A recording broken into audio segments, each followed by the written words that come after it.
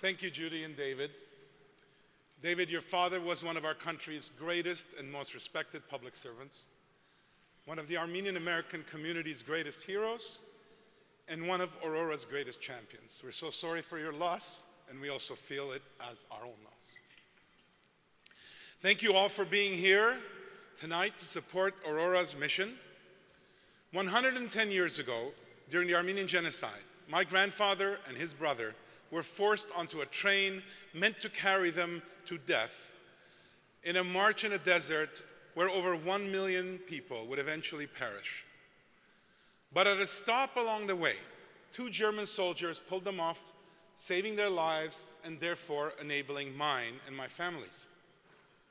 Small, brave acts of humankind in the midst of horrific violence and suffering is the inspiration behind Aurora and its prize that we will award later tonight.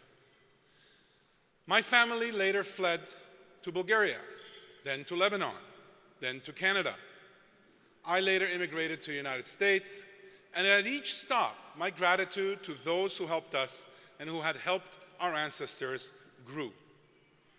10 years ago, together with 2 dear friends and colleagues with similar family histories, Ruben Vardanyan and the late Vartan Gregorian, we decided that the best way to express our gratitude would be through action, through paying forward the grace and goodness that had made our lives possible. In 2015, we co-founded the Aurora Humanitarian Initiative and Prize to recognize and support grassroots humanitarians who are risking their own lives to help others today. We knew firsthand that in times of crisis, help doesn't just come from big international NGOs or multilateral agencies. Often it comes from a stranger willing to lend a hand, or an activist calling out injustice, or a doctor putting her own life at risk to treat patients. These are the brave, selfless souls Aurora was built to lift up. Over the past 10 years, by giving grassroots humanitarians the resources they need to expand their work, we've helped them change the lives of more than 3.5 million people across 63 countries and territories.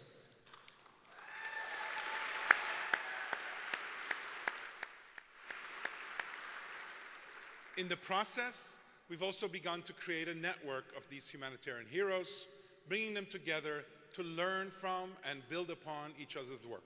Many of them are here with us tonight. This is more important today than ever before. Some of the biggest humanitarian aid organizations around the world have been forced by funding cuts to step back, just as local humanitarians are asked to meet far greater needs. Last year, the world saw more active conflicts than in any other year since 1945 and the end of World War II. Global reports of political violence surged by 25%.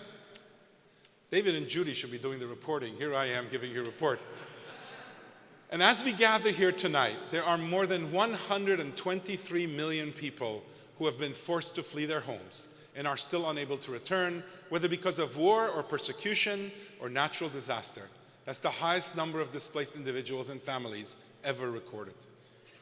To me, these troubling trends mark a new era of what you might call inhumanitarianism, disregarding the value of human life and discounting our common humanity has come to be seen in many quarters as not just acceptable, but even as a perverse sign of strength. The good news is that there is an antidote to the growing pandemic of inhumanitarianism. It's called humanitarianism. You can see it in each of the laureates we'll honor later tonight, who've chosen to step up and care for others, even at the immense personal risk. You can find it by looking around in this room, where I see a rising tide of gratitude and action, of people making the simple choice to express thanks for what they have by stepping in and stepping up to care for others. I hope before you leave here tonight, you'll each ask yourself, what can I do? How can I help? Tonight, we also mark the 10th anniversary of the Aurora Humanitarian Initiative and Prize, and I do so with a heavy heart. I remember with great admiration and respect the measureless contributions of my co-founder, Vartan Gregorian, as he impacted the whole world.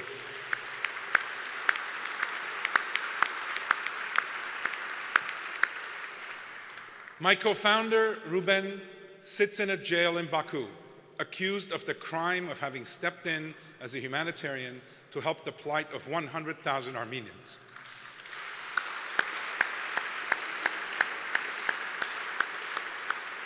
These Armenians were living under the threat to their lives in the enclave of Artsakh, Nagorno-Karabakh, and they have since been ethnically cleansed.